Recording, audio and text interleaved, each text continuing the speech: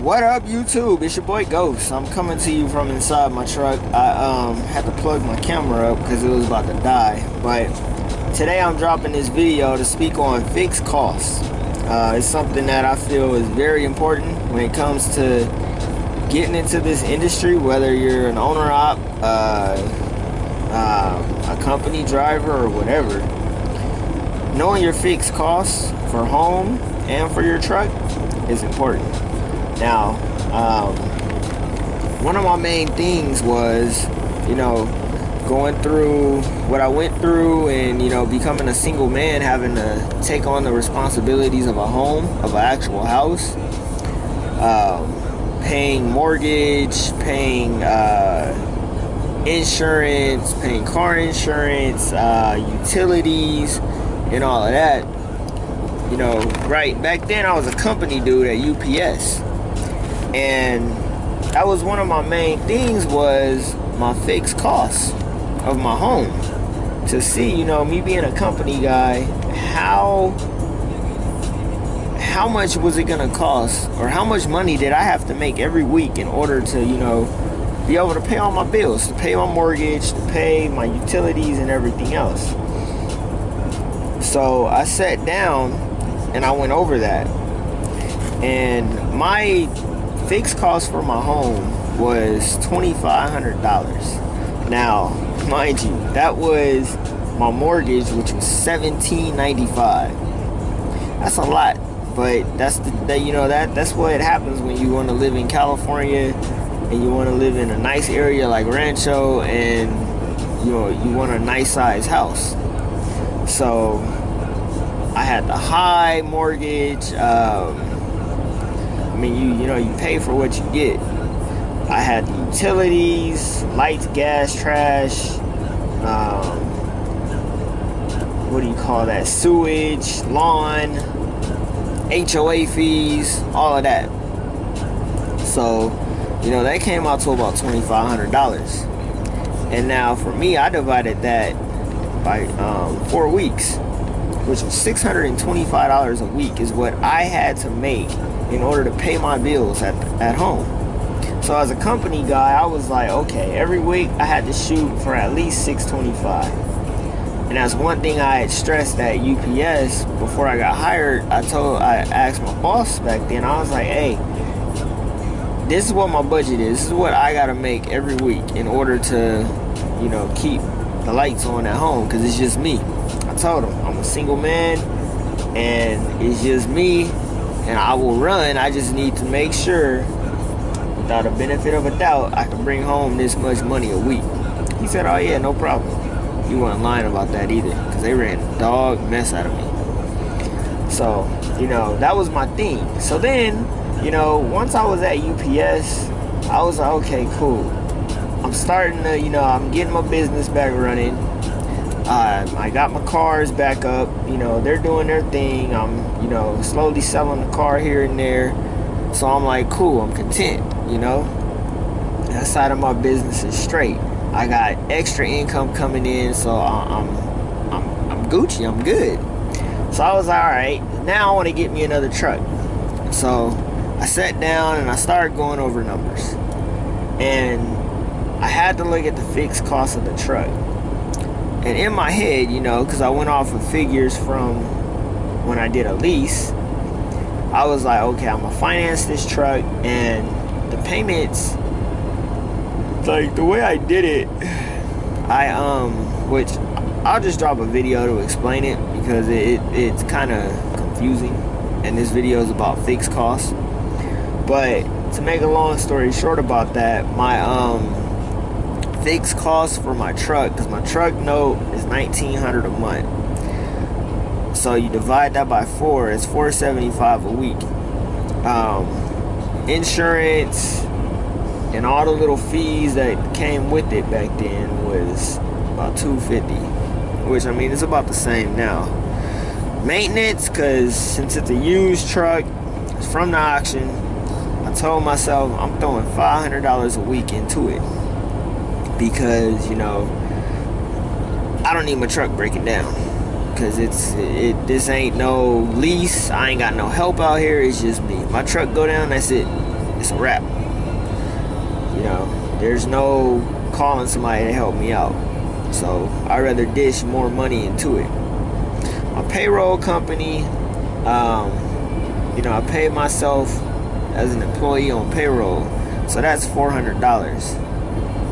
And then my business taxes is $250. Now when you put all that together, you know, the truck note, the insurance, maintenance, payroll, business taxes, comes out to about $1,875. That's my fixed cost of my truck. Now there's a thing called variable cost, which is your insurance. I mean, not insurance. Your scales, fuel. What else is it? Food to eat on the road. All the little stuff, you know. All your little variable costs that are out there. Little knickknacks. That's a whole nother monster of its own. But we're just talking about the fixed cost. My fixed cost just to run my truck alone was $1,875. Now, I was like, okay, it's $1,875 just to run my truck. Now, with that being said, I'm like, okay, cool. I looked at that, and then I looked at the $625 to just, you know, to run my truck or to keep my house afloat. And I'm like, okay, I could take out, you know, $400 of that, and it'll just be $1,475. It'll be my fixed cost. But when you add $1,875 and you add $625 to that, let's see, so $1,875 plus $625, you're looking at $2,500 for a fixed cost. That's a lot of money just for a fixed cost. That's not including the variables. So I'm like, damn. And then I'm looking at, okay, say if I lease onto a company and we'll go, I gross $4,000 a week. So you go $4,000 a week, subtract $2,500, that's $1,500. Mind you, yeah, all my bills at home are getting paid for the week, but that's not including fuel and all the variables that come with it.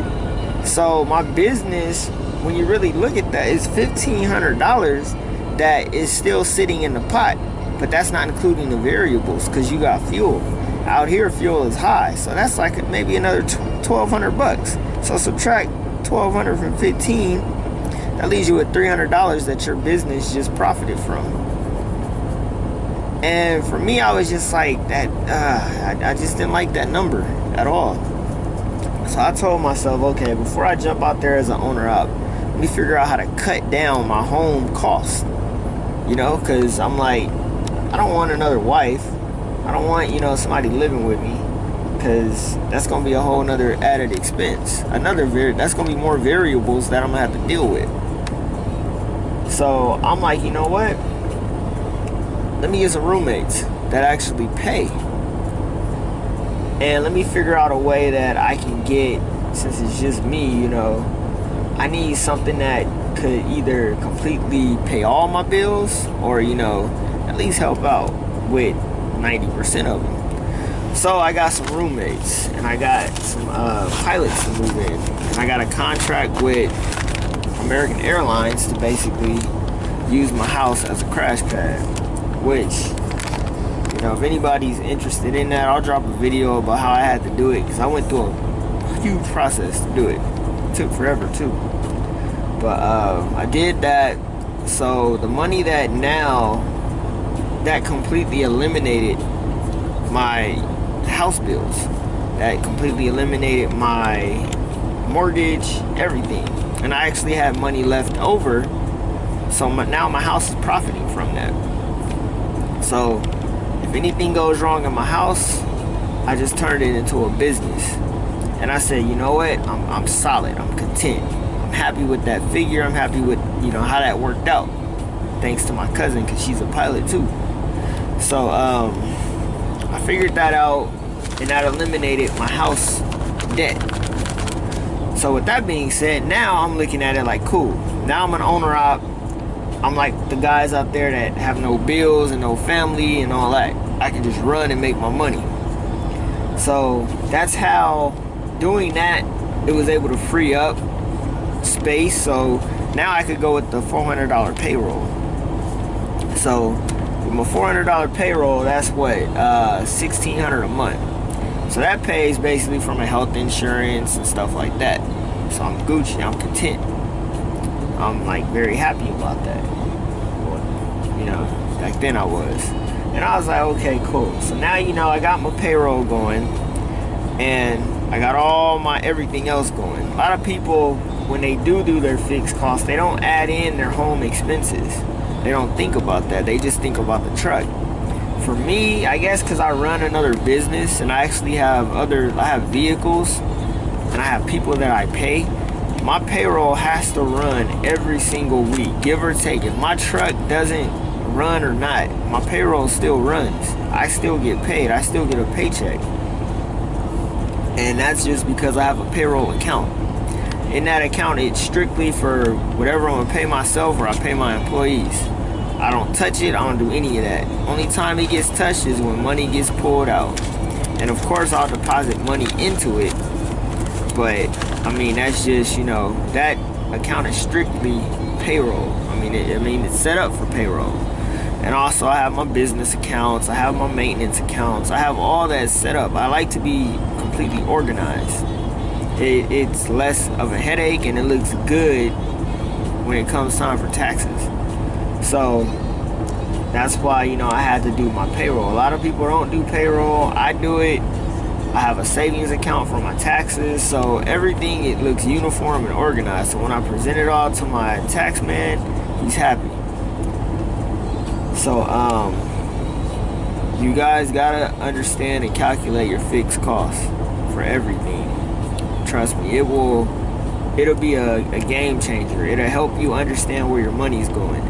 Now, variable costs, you gotta also include that for your total operating costs, because you got the fixed costs, you got the variable costs, and then you have your total operating costs, which is all of that put together. And that's where you really get to find out exactly how much money you're spending.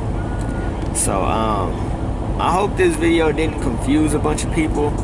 I hope you guys actually understood it, majority of it. But it's always good to calculate your fixed costs, whether you're an owner operator or a company driver.